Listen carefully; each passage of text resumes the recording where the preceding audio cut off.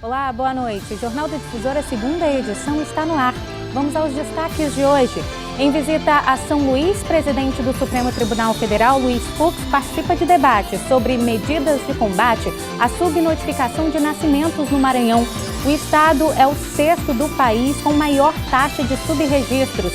Após 9 lideranças morrerem no Maranhão somente neste ano, comunidades e povos tradicionais discutem a situação dos conflitos de terra no estado com representantes da ONU e da Defensoria Pública Federal. Ônibus de turismo que fazia linha entre Imperatriz e Goiânia tomba na BR-010. Com preços altos, gastos com alimentação já representam mais de 20% da renda das famílias que vivem com 1 a 5 salários mínimos em Imperatriz. E ainda, em celebração ao Dia da Bandeira, Raimundo Teixeira Mendes, o caxiense, autor do símbolo nacional, é homenageado na região dos Cocais. Essas e outras notícias a partir de agora no JD.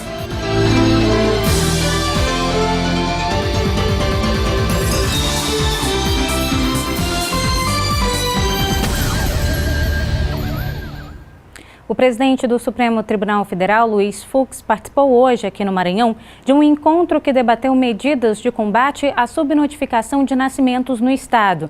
O Maranhão é o sexto com maior taxa de subregistros de nascimentos no país, segundo um levantamento do Instituto Brasileiro de Geografia e Estatística. O ministro Luiz Fux, presidente do Supremo Tribunal Federal, participou em São Luís do Congresso Nacional dos Cartórios de Registro Civil, que aconteceu pela primeira vez na capital maranhense. O encontro serviu para debater as estratégias nacionais de combate à falta de certidão de nascimento de crianças no Brasil, o chamado subregistro. Em 2018, o Maranhão contabilizou 119.221 nascimentos. Desse total, 5.606 crianças que não foram registradas.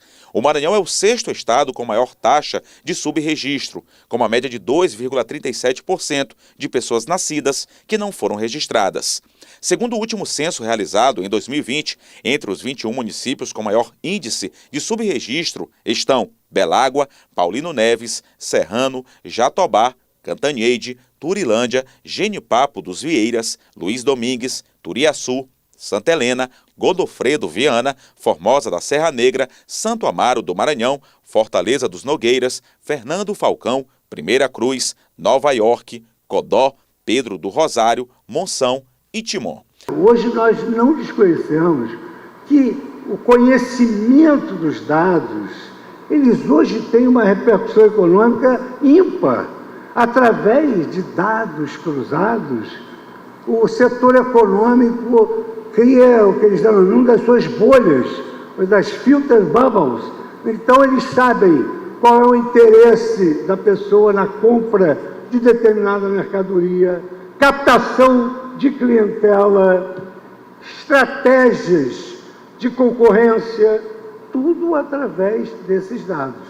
Ainda durante o evento, o ministro Luiz Fux comentou sobre um tema que vem sendo muito discutido atualmente no Brasil: a judicialização na política. O que hoje ocorre, na realidade, é uma judicialização desenfreada perante o Supremo Tribunal Federal. E o nosso deputado parlamentar e amigo Júnior Lopes há de concordar com essa questão que tem ocorrido. Ou seja, os players políticos, eles perdem no parlamento e vão tentar virar o jogo do Supremo Tribunal Federal. Isso é que se chama judicialização da política. A grande virtude seria a virtude passiva do tribunal decidir, não decidir, devolver o problema. Um ônibus de turismo que fazia linha entre Imperatriz e Goiânia tombou hoje à tarde na BR-010. As informações quem traz ao vivo para a gente é o repórter Geisel Nascimento, que chega ao vivo de Imperatriz. Geisel, boa noite. Como é que estão os passageiros? Boa noite, Geice. Boa noite a todos. Os passageiros tiveram apenas ferimentos leves. Todas as informações foram repassadas pela Polícia Rodoviária Federal, que divulgou essas informações, repassou para a nossa produção, em que o acidente aconteceu por volta das 3h30 da tarde, no trecho da BR-010, entre os municípios de Porto Franco e Estreito, a 128 quilômetros daqui de Imperatriz. A linha esse ônibus que fazia a linha Imperatriz-Goiânia é uma linha de turismo, não é uma linha regular. As informações que nós recebemos também é que não houve óbitos até o momento. Então, a Polícia Rodoviária Federal esteve presente, esteve no local, fez todo esse levantamento. E vale ressaltar, viu, Geice, que mais uma vez um acidente acontece com uma linha de turismo se passando por uma linha regular. Eu volto com você no estúdio. Muito obrigada pelas informações. Fica o alerta, então, aos órgãos de fiscalização. Representantes das Nações Unidas e da Defensoria Pública Federal se reuniram hoje com comunidades e povos tradicionais aqui em São Luís para debater a situação da violência no campo aqui no Maranhão. Segundo o relatório Conflitos do Campo 2020 Brasil, da Comissão Pastoral da Terra, 9 lideranças foram assassinadas aqui no Maranhão somente neste ano, colocando o estado em segundo lugar no ranking nacional de violência no campo. Representantes de entidades na defesa das comunidades tradicionais se reuniram em São Luís. Encontro na capital maranhense para debater um problema principalmente visto em áreas rurais, o conflito agrário. Os números preocupam. Somente neste ano de 2021, 9 trabalhadores e trabalhadoras rurais foram mortos em decorrência de conflitos no campo. Segundo o relatório recente da Comissão Pastoral da Terra, o Maranhão aparece em segundo lugar com mais conflitos por terras no país, ficando atrás apenas do Pará. As comunidades quilombolas são as mais afetadas pela violência gerada pela disputa de terras. Hoje, com muita facilidade, se pode afirmar que os dados apontam para um quadro de extrema violação de direitos humanos, não só no Maranhão, mas no Brasil, ligado a povos e comunidades tradicionais. Em maio de 2017, após um ataque ao território Gamela, no município de Viana, no interior do Maranhão, 22 pessoas ficaram feridas. Essa mesma comunidade foi alvo de uma invasão nesta semana. Após muita confusão, 18 pessoas da comunidade foram presas. Problema da violência que já vem de anos, segundo este sócio-membro do Centro de Cultura Negra. É muito importante. Cada mobilidade que a gente faz nesse intuito de divulgar e de falar a situação das comunidades quilombolas no nível nacional, no nível do estado, também no Maranhão, é tão importante, porque você leva uma demanda e não fica só na fala, fica na visualização mesmo, a visita à localidade. Então, para a gente isso é de grande importância. Membros de comunidades tradicionais participaram da reunião, que também contou com a presença de um representante da ONU. Ele veio ao Maranhão para acompanhar de perto a realidade das comunidades tradicionais. Neste fim de semana, a comitiva visita as cidades de Arari e Itapecuru. Muito importante para nosso escritório sempre escutar as vozes das pessoas que trabalham na área dos direitos humanos, que defendem os direitos humanos, que têm, muitas vezes, desafios na defesa dos direitos humanos. O JD vai para um rápido intervalo, a gente volta em instantes.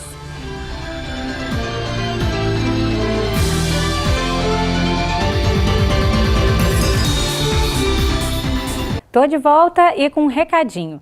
Vem aí o Circuito Difusora Corrida de Rua, a seletiva para a Corrida de São Silvestre. No dia 12 de dezembro, lá na Avenida Litorânea, você vai poder escolher entre as modalidades de 5 e 15 quilômetros. As inscrições já estão abertas no site www.centraldacorrida.com.br. Não fica de fora, hein? Todo o circuito vai ser transmitido ao vivo, claro, aqui na TV Difusora. O Circuito Difusora Corrida de Rua é um oferecimento. Smart Fit, Gol Palpites Esportivos, Topa Tudo, Fribal, Água Mineral Cocais e Potiguar. E agora a gente faz um giro de notícias pelo estado. A Justiça do Maranhão condenou Maurinete dos Santos Matos, a ex-prefeita de Bom Jardim, por improbidade administrativa referente ao desvio de mais de R$ 2.778 dos cofres públicos.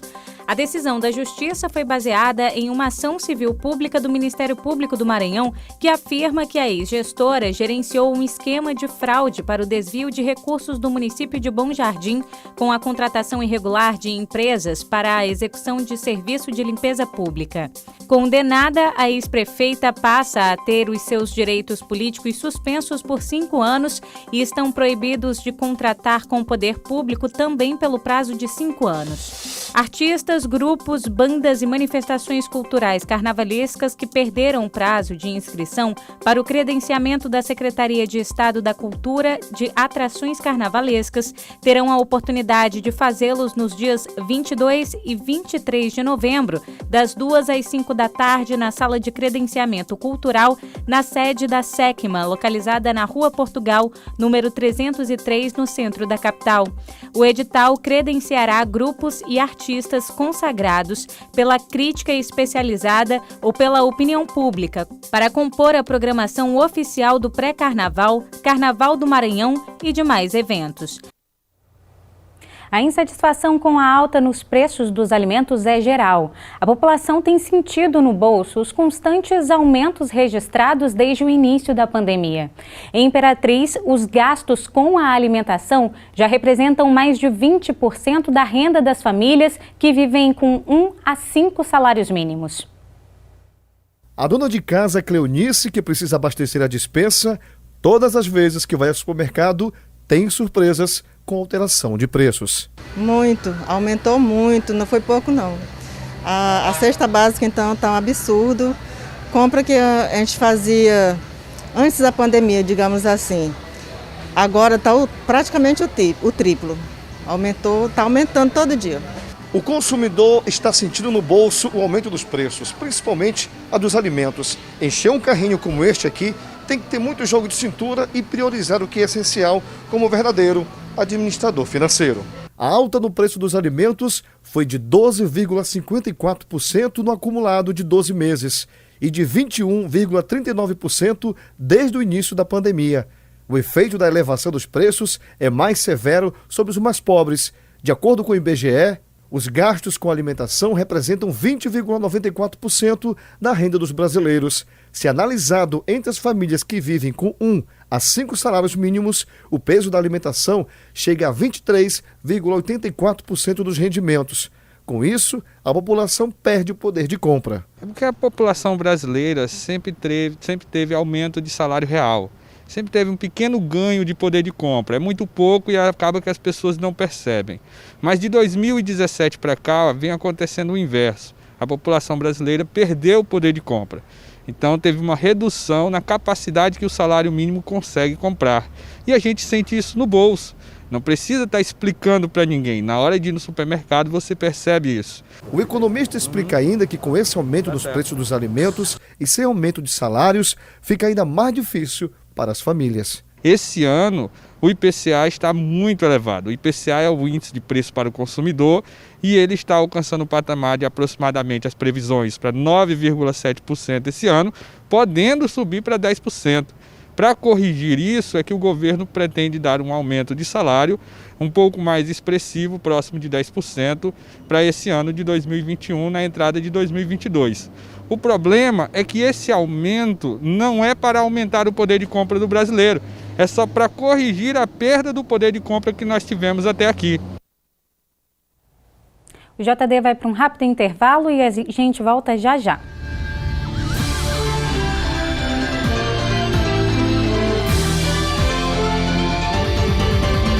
Estamos de volta e com notícias de Caxias. No município, mais de 9 mil beneficiários do programa Tarifa Social de Energia Elétrica deixaram de atualizar o cadastro. Quem traz mais informações para a gente sobre esse assunto é a Franciane Araújo. Boa noite, Franciane. Como é que fica então a situação desses beneficiários a partir de agora? Oi, Geice, boa noite para você. Uma excelente sexta-feira. Exatos 9.345 beneficiários estão, então, com NIS vencidos, né, e podem, inclusive, perder benefícios do programa federal, como desconto de 65% na tarifa de energia. Além deste número, até o final do ano, um pouco mais de 1.300 famílias caxienses também deverão fazer a atualização do cadastro. A solução até o momento encontrada pela Secretaria Municipal de Assistência Social e Desenvolvimento é realizar mutirões, tanto na zona urbana como na zona rural, para tentar diminuir este número. Geice.